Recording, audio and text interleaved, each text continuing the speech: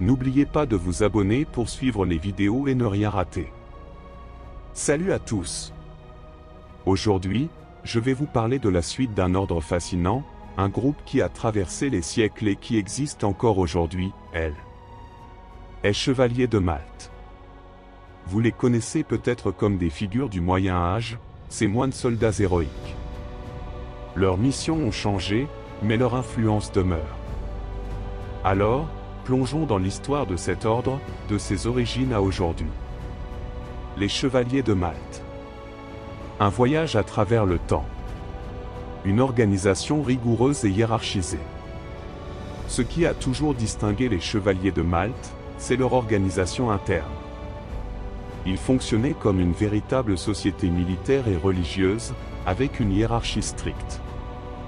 À leur tête, il y avait le grand maître, élu à vie par les membres de l'ordre.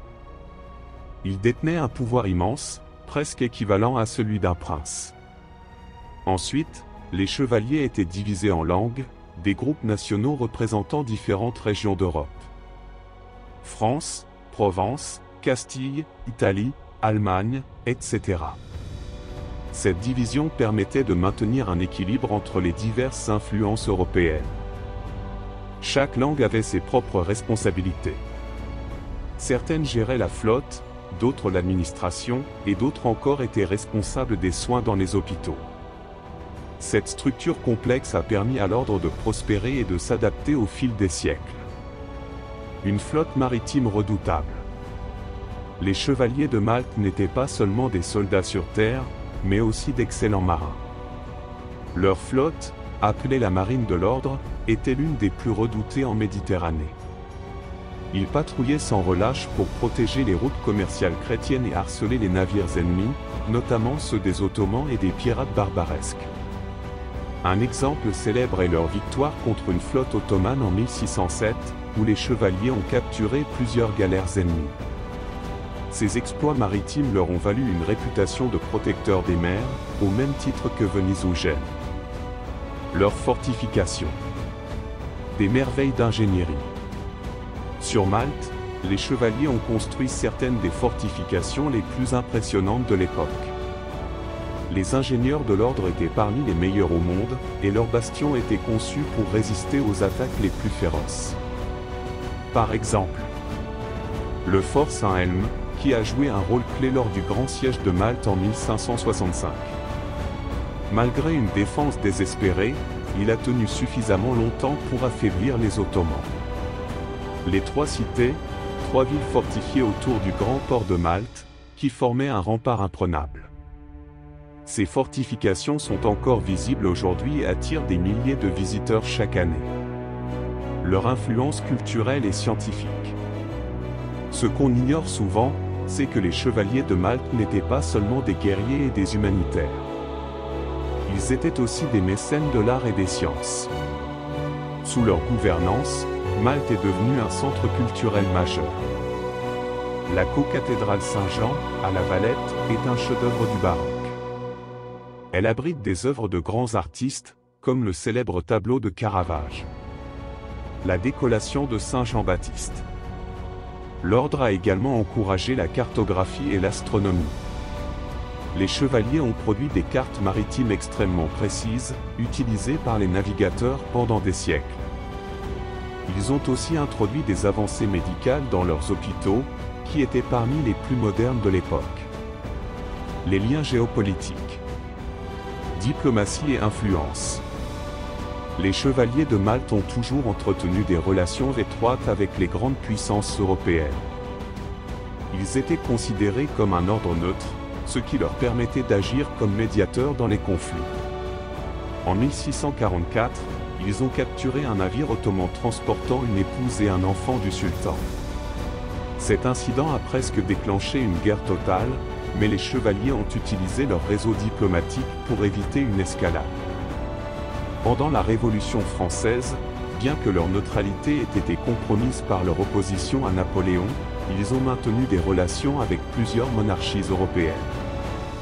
Leur capacité à naviguer entre alliances et conflits montre leur habileté politique. Des croyances profondes. Spiritualité et symbolisme. les chevaliers de Malte étaient profondément spirituels, et cela transparaît dans leurs rituels et symboles. La célèbre croix de Malte, à 8 pointes, est bien plus qu'un emblème. Chaque pointe représente une vertu chevaleresque, comme la foi, la charité ou la loyauté. Elle symbolise aussi les 8 langues qui composaient l'ordre. Il portait également une devise en latin. Tuitio fidei obsequium poprom, qui signifie protéger la foi et servir les pauvres. Même aujourd'hui, cette devise guide leurs actions. Des controverses et des défis modernes. Dans le monde contemporain, les chevaliers de Malte ont dû faire face à des défis et des controverses. En 2017, l'ordre a traversé une crise interne majeure, avec des disputes sur son leadership et son orientation. Le pape François a dû intervenir pour rétablir la stabilité. Leur statut de souveraineté a également été contesté à plusieurs reprises, mais ils ont réussi à maintenir leur reconnaissance internationale. Malgré cela, ils continuent de jouer un rôle clé dans les secours humanitaires, tout en adaptant leur méthode à un monde en constante évolution. Des anecdotes méconnues. Voici quelques anecdotes moins connues sur les chevaliers de Malte.